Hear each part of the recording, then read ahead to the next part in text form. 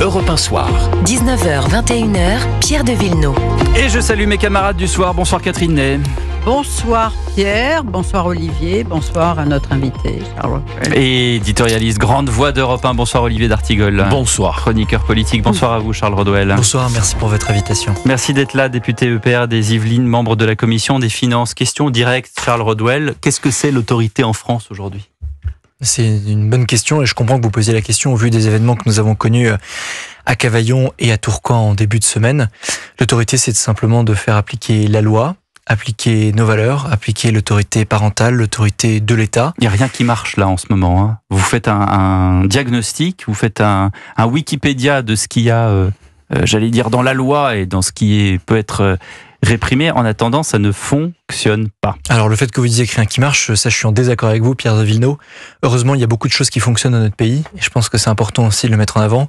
Quand je constate rien que dans mon département des entreprises qui tournent à plein régime, fort heureusement, et qui créent de l'emploi tous les jours, avec des hommes et des femmes qui créent de la valeur et qui payent des impôts tous les jours, il y a plein de choses qui marchent dans notre pays. Je parle pas de ça, je parle de l'autorité. Ça marche pas sur l'autorité. Il y a un arsenal judiciaire, il y a un dispositif policier qui vous permet des gardes à vue prolongées, etc. Oui. Ça n'empêche pas les trafiquants de drogue, puisque d'après ce qu'on a compris, il y a eu des opérations place nette, et comme par hasard, quelques jours plus tard, on vient incendier des véhicules de police en marque de vengeance. Ça ne... Donc, c'est pas le Far West, la France, en 2024. Non, c'est pas le Far West. Rassurez-moi. Mais ce que Cavaillon a connu, et d'ailleurs j'apporte évidemment un soutien aux forces de l'ordre qui ont été frappées, et il faut évidemment, c'est le cas de le dire, appliquer les sanctions les plus lourdes vis-à-vis de ceux qui ont commis cet acte. C'est un acte qu'on connaît sur beaucoup de circonscriptions en France. Moi, il y a plusieurs semaines, une opération place nette a été menée dans un des quartiers de ma circonscription, dans les communes de Guyancourt.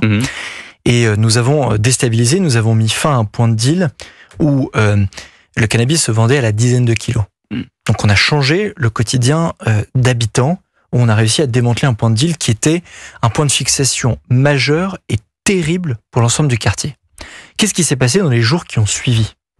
Eh bien, vous avez deux bandes rivales qui ont essayé de reprendre le point de deal, et vous avez... Donc deux en compétition. En compétition. Chacune voulait reprendre le point de deal où le sujet s'est terminé avec l'une des bandes rivales qui a tiré à la Kalachnikov sur l'un des immeubles de la circonscription. Que s'est-il passé ensuite ? L'ensemble de ces gens ont été arrêtés, écroués et passés devant la justice avec des peines lourdes. Moi, ce que je veux vous dire là-dessus, c'est que on connaît, et c'est un terme qui a été employé par le président, par l'ensemble des forces politiques, oui, un processus d'ensauvagement d'une part de la société, avec des hommes et des femmes, et beaucoup d'hommes, qui impliqués dans ce trafic qui est extrêmement puissant en France, qui ne respecte délibérément plus la loi et qui défie les lois les plus fondamentales de notre République. C'est la raison pour laquelle, on a voulu adapter notre appareil législatif et judiciaire, avec notamment des lois qui ont été portées par Gérald Darmanin. Deuxièmement, voter la loi, ça ne suffit pas. Il faut y apporter des moyens. On a voté notamment ce qu'on appelle la loi de programmation du ministère de l'Intérieur et la loi de programmation du ministère de la Justice. La raison pour laquelle on est sorti aussi fortement avant la présentation du budget pour maintenir ces lois de programmation. C'est pas par pure idéologie. C'est simplement qu'une fois qu'on vote la loi, il faut pouvoir ouvrir plus de places de prison. Il faut pouvoir équiper nos policiers en armes et en armes de défense. Il faut pouvoir construire plus de centres de rétention administratifs. Oui. Non, mais c'est pas que des vœux. C'est l'action, je peux vous dire, tous les jours à bâton rompu à l'Assemblée nationale pour valider ces budgets, à la fois en termes de baisse de dépenses sur certains points.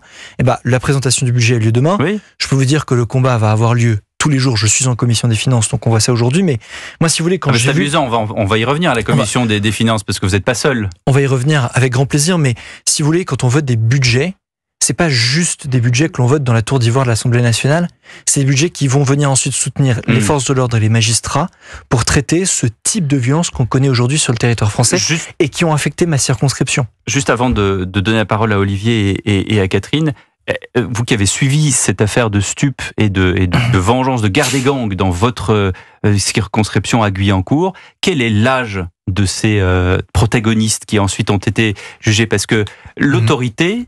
on a vu cette jeune fille là de 18 ans dans un lycée qui met une baigne à sa prof et qui j'ai jugé en comparution immédiate et qui va être jugé le 11 décembre pour menace de mort à personne qui est chargée de mission de service public.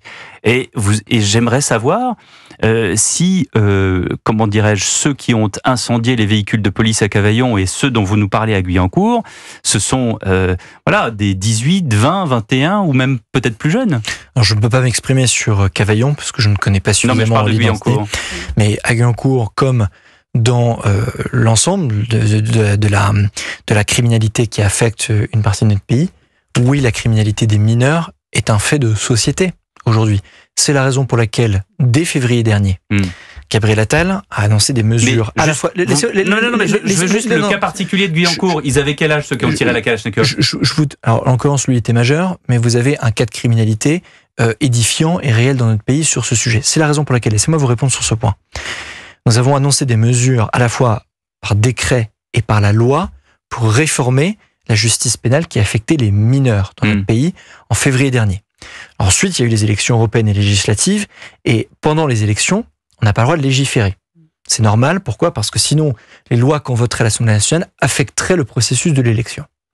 Vous avez un nouveau gouvernement aujourd'hui, et c'est peut-être même la première chose qu'on a mis en avant sur la table, sur la base des négociations qu'on a ouvertes avec le MoDem, Horizon, la droite républicaine et les indépendants, c'est de dire le point numéro 1 dont doit se saisir le garde des Sceaux, le ministère de la Justice, c'est la réforme pénale sur les mineurs, parce qu'aujourd'hui, notre système judiciaire et législatif, notre loi, n'est pas plus adapté à la criminalité qui affecte notamment les mineurs et qui est portée par les mineurs. C'est la raison pour laquelle nous portons ces mesures aujourd'hui. Et encore une fois, donc cette loi, elle est vissée, elle est prête, et il faut la présenter au nouveau garde des Sceaux pour qu'il soit au courant qu'un travail a été fait à l'Assemblée. En fait, les mesures ont déjà été proposées. C'est-à-dire que cet été, on peut se souvenir collectivement que à la fois le groupe Ensemble pour la République et la droite républicaine ont proposé ce qu'on appelle des pactes législatifs. Donc 10 propositions ou 15 propositions sur lesquelles on était d'accord pour gouverner ensemble. Et la bonne nouvelle, on a d'autres désaccords par ailleurs, mais c'est que et la droite républicaine et Ensemble pour la République proposaient communément de s'attaquer à ce sujet de manière prioritaire. Donc en fait, les mesures à la fois portées par les ministères, il y en a une grande part qui ont déjà été mises en œuvre lors de la primature de Gabriel Attal, et législatives ont d'ores et déjà été remises au garde des Sceaux pour cette raison, parce qu'il y a urgence sur ce sujet. 19h26, Charles Rodrel, vous restez encore avec nous dans Europe 1 Soir. Olivier d'Artigol brûle de vous poser des questions depuis tout à l'heure. Mais moi, j'ai pas eu l'âge non plus de vos protagonistes à Guyancourt. Donc vous répondrez aussi. 19h26, on revient dans un instant. Europe 1 Soir. 19h, 21h, Pierre de Villeneuve. Toujours en compagnie de Catherine Ney, d'Olivier d'Artigol et du député EPR des Yvelines, Charles Rodwell. Olivier, vous vouliez interroger monsieur le député. On va partager le diagnostic, on ne cesse de le faire émission après émission. Il y a eu au cours des derniers mois un rapport sénatorial sur la lutte contre le narcotrafic avec une série de préconisations. 3 questions très rapides. Êtes-vous favorable à la création d'un parquet national sur le narcotrafic comme cela existe sur le terrorisme? Question 1. Question 2. Êtes-vous favorable à la création d'un statut du repenti? Question 3. Êtes-vous donc pour l'abaissement de l'excuse de minorité qui aujourd'hui est possible entre 16 et 18 ans? Êtes-vous favorable à un abaissement en deçà de 16 ans? Alors, les 3 questions. Première question sur le parquet dédié. Au vu de la puissance aujourd'hui de la criminalité qui est liée au trafic de drogue, pas seulement en France, mais sur l'ensemble du continent européen, mais qui concerne aussi notre pays, la réponse, je dirais plutôt oui.